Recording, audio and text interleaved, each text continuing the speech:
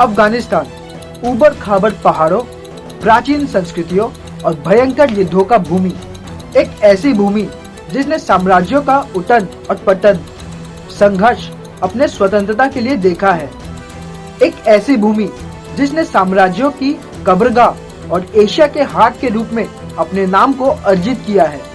ये देश इतना महत्वपूर्ण क्यों है, फिर भी इसे जीतना इतना कठिन क्यों है?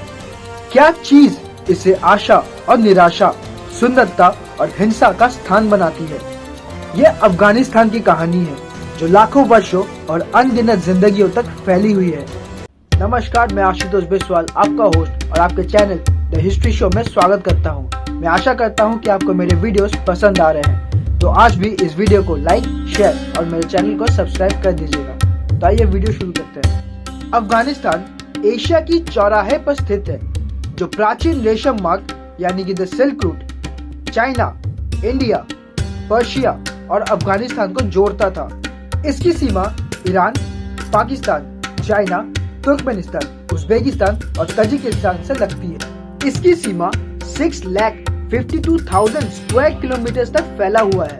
इसकी आबादी 38 मिलियन में फैली हुई है, जिसमें कई सारे एथनिक ग्रुप जैसे कि हजारे, ताजिक्स, उज्बेक्स और पश्तून शामिल है।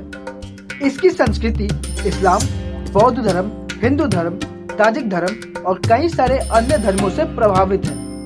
इसकी टेरेंस कठोर क्लाइमेट, जमा देने वाली बर्फ और सुखा देने वाले रेगिस्तान से प्रभावित है। अफगानिस्तान में कई सारे नेचुरल रिसोर्सेज है, जैसे कि कॉपर, गोल्ड, आयरन, लिथियम और ओपियम। पूरे इतिहास में अफगानिस्तान के ऊपर कई सारे साम्राज्य और ताकतों के द्वारा कब्जा किया गया है और उन्होंने अफगानिस्तान के प्राकृतिक संसाधनों, रणनीतिक स्थान और इसके लोगों को शोषण करने की कोशिश की है।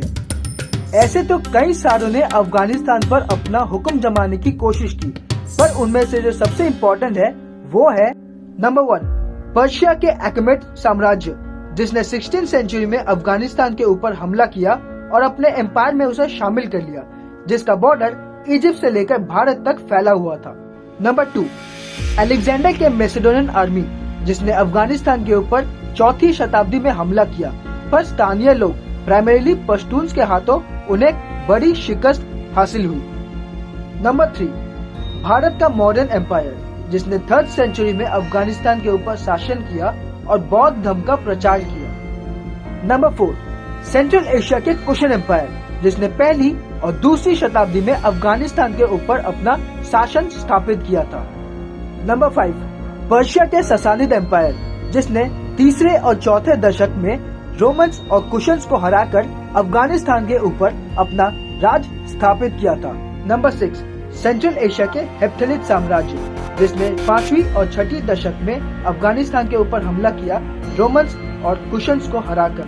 नंबर 7, इस्लाम के अरब खलीफा, जिसने 7वीं और 8वीं शताब्दी में अफगानिस्तान को अपने एम्पायर में शामिल किया और अपने अरब कल्चर को पूरे अफगानिस्तान में स्प्रेड किया।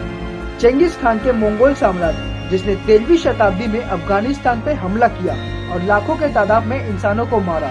नंबर 9, सेंट्रल एशिया के तिमुरिद साम्राज्य, जिसने 16वीं शताब्दी में अफगानिस्तान के ऊपर अपना राज स्थापित किया। नंबर 10, भारत का मुगल साम्राज्य, जिसने 16वीं शताब्दी में अफगानिस्तान के ऊपर हमला किया और अपने एम्पायर में उसको शामिल भी कर दिया। नंबर 11, ब्रिटिश साम्राज्य 19वीं और 20वीं शताब्दी में अफगानिस्तान के ऊपर 3 बार हमला किया। नंबर 12, सोवियत संघ 1979 में अफगानिस्तान के ऊपर हमला किया और एक कम्युनिस्ट शासक को स्थापित करने की कोशिश की। Number 13, United states of America, जिसने 2001 में अपने अलाइड फोर्सेस के साथ मिलकर अफगानिस्तान पे आक्रमण किया और तालिबान को उखाड़ कर फेंक दिया और एक डेमोक्रेटिक सेटअप को एस्टेब्लिश किया। लेकिन इन सारे हमलों और साम्राज्यों में एक चीज कॉमन था, वो ये था कि ये सारे साम्राज्य परमानेंट नहीं थे, मतलब कि वो अफगानिस्तान के ऊपर हमेशा के लिए शासन नहीं कर पाए। उसे कई सारे कारण हैं। सबसे पहला और इम्पोर्टेंट कारण है वो ये है कि अफगानिस्तान एक लैंडलॉक्ड कंट्री है, जिसके आसपास कोई भी समुंदर या ट्रेड रूट्स नहीं है। तो मैं उम्मीद करता हूँ कि आपको मेरा ये वीडियो पसंद आया होगा। और अगर आपको ये वीडियो पसंद आया होगा तो लाइक, शेयर और मेरे चैनल को सब्सक्राइब कर दीजिएगा। धन्यवाद।